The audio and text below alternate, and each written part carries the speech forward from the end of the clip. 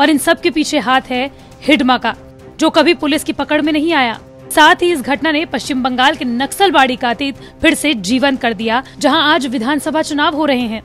3 अप्रैल की तपती दोपहरी को जब बंगाल में नेता वोटों के लिए हुंकार भर रहे थे, ठीक उसी समय लगभग 1500 किलोमीटर दूर छत्तीसगढ़ के सुकमा बीजापुर बॉर्डर पर जोनागुड़ा गांव में नक्सली लाइट मशीन से सुरक्षा बलों पर फायर झोंक रहे थे।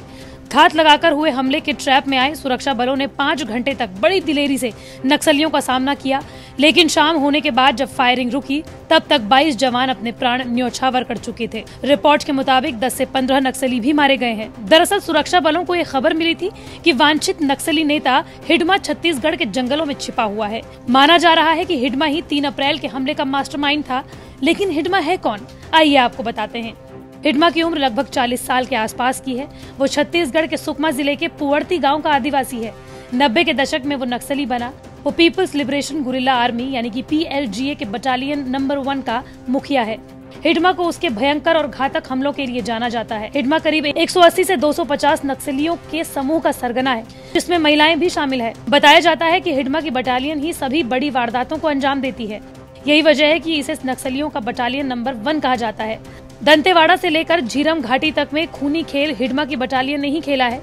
सुकमा के जगरमुंडा इलाके में इसका काफी प्रभुत्व है। 10वीं तक की पढ़ाई पूरी कर नक्सल आंदोलन में शामिल होने वाला हिडमा फर्राटेदार अंग्रेजी भी बोलता है, जिसकी वजह से अर्बन नक्सली नेताओं का वो चहेता है। हिडमा की हाल ही की कोई तस्वीर तो उपलब्ध नहीं है, लेकिन हिडमा कितना कुख्यात है इसका अंदाजा इसी बात से लगाया जा सकता है कि इसके सर के ऊपर 40 लाख रुपए का इनाम है। इसे संगठन में देवा और भीमा नाम से भी जाना जाता है। इसके कई उपनाम हैं। NIA यानी कि नेशनल इन्वेस्टिगेटिव एजेंसी ने भी हिडमा के खिलाफ मांडवी मर्डर केस में चार्जशीट फाइल की है। भीमा मांडवी BJP विधायक थे। अप्रैल 2019 में दंतेवाड़ा में उन पर हमला हुआ था, जिसमें वो, उनका ड्राइवर और 3 सुरक्षाकर्मी मारे गए थे। बीते साल भी नक्सलियों ने सुकमा के मिनापा में ऐसा ही हमला किया था, जिसमें 17 जवान शहीद हुए थे। हालांकि 3 अप्रैल को सुरक्षा बलों पर जो हमला हुआ उससे नक्सलबाड़ी की याद आ जाती है, जहां से नक्सलवाद भारत में उपजा। छत्तीसगढ़ का बस्तर बेल्ट हो, उड़ीसा का मलकानगिरी हो या फिर महाराष्ट्र का गढ़चिरौली, लाल गलियारे यानी कि रेड कॉरिडोर के आखिरी निशा में ये कुछ चुनिंदा इलाके रह गए हैं, जहां आज भी चीनी तानाशाह माओ जेडोंग के सिद्धांत का बोलबाला है।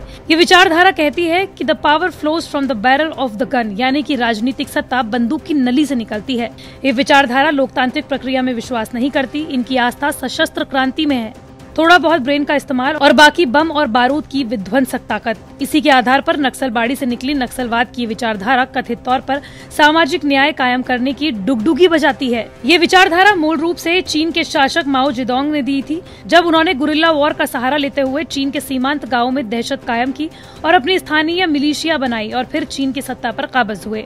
लेकिन भारत में हथियारबंद बगावत की ये बयार नक्सलबाड़ी से आई। इसने पहले पड़ोस के बिहार और झारखंड को अपने आगोश में लिया, फिर छत्तीसगढ़ और उड़ीसा चपेट में आए और फिर यह आंध्र प्रदेश और महाराष्ट्र तक फैल गई। भारत के राजनीतिक शास्त्र में इस बेल्ट को लाल गलियारा यानी कि रेड कॉरिडोर के नाम से जाना जाने लगा। बंगाल के जिस नक्सलबाड़ी से क्रांति की चिंगारी निकली, आज वहां चुनाव का शोर है, यानी कि पश्चिम बंगाल में ये चुनाव हो रहे हैं। रमणीक पहाड़ियों और चाय बागानों के लिए विख्यात पश्चिम बंगाल के दार्जिलिंग जिले का नक्सलबाड़ी गांव से ही नक्सलवाद की शुरुआत हुई थी। इस विचारधारा को मानने वाले नक्सली या माओवादी कहलाए। इसी नक्सलबाड़ी गाँव में कानू सान्याल का घर है, जहां से उन्होंने दूसरे कॉमरेडों के साथ मिलकर भारत में आर्म्ड रेवोल्यूशन की नींव रखी। इस मकसद में उनके साथ थे चारू मजूमदार और जंगल संथाल जैसे बागी युवक। कानू सान्याल हिंसक तरीके से सत्ता हथियाना चाहते थे। जमीन पर मालिकाना हक को लेकर नक्सलबाड़ी में 23 मई 1967 को तीर कमानों से लैस बागियों और किसानों का पुलिस से संघर्ष हुआ। इस दिन कई लोग मारे गए। फिर 25 मई को पुलिस की गोली से नक्सलबाड़ी में 10 लोग मारे गए। उत्तर बंगाल का इलाका हिंसा में लगभग 52 दिनों तक जलता रहा। कानू सान्याल ने नक्सलबाड़ी को स्वतंत्र करने की घोषणा कर दी। कई जमींदार मारे गए, उनका गला काट दिया गया, उनकी जमीनें छीन ली गई। अर्धसैनिक बलों की कार्रवाई में नक्सल भी मारे गए। लेकिन तत्कालीन प्रधानमंत्री इंदिरा गांधी और उस समय की बंगाल की सरकार ने इस आंदोलन को पूरी तरह से कुचल दिया। 16 जुलाई 1972 को चारू मजूमदार गिरफ्तार कर लिए गए। पुलिस लॉकअप में 28 जुलाई को उनकी मौत हो गई। नक्सलबाड़ी आंदोलन को भारत में वैचारिक सहयोग देश के वामपंथी देशों से मिला, लेकिन बाद में कई वामदल मानने लगे थे कि भारत की जनता अभी सशस्त्र क्रांति के लिए तैयार नहीं है, और यही वजह थी कि बाद में कई नक्सल नेता भारत की राजनीति में शामिल हो गए, जिसके बाद धीरे धीरे नक्सलियों का प्रभाव भी भारत के जिलों से कम होने लगा। वहीं दूसरी ओर छत्तीसगढ़ के बीजापुर में जिस तरीके से नक्सलियों ने सुरक्षा बलों पर हमला किया, वैसे में अब नक्सलियों के खिलाफ एक बड़े अभियान का खाका तैयार हुआ है। इस प्लान में नक्सलियों के उन टॉप कमांडर्स के नाम शामिल हैं जो आने वाले दिनों में ढेर किए जाएंगे, जिसमें हिडमा भी शामिल है। गृह मंत्री अमित शाह ने दो टूक शब्दों में कह दिया है कि नक्सलियों के खिलाफ ऑपरेशन में और तेजी लाई जाएगी। साथ ही इसके लिए ह्यूमन इंटेलिजेंस और टेक्निकल इंटेलिजेंस का सहारा भी लिया जाएगा। यही नहीं, अब बड़े स्तर पर NTRO सुरक्षा एजेंसियों की रियल टाइम जानकारी देकर मदद करेगा।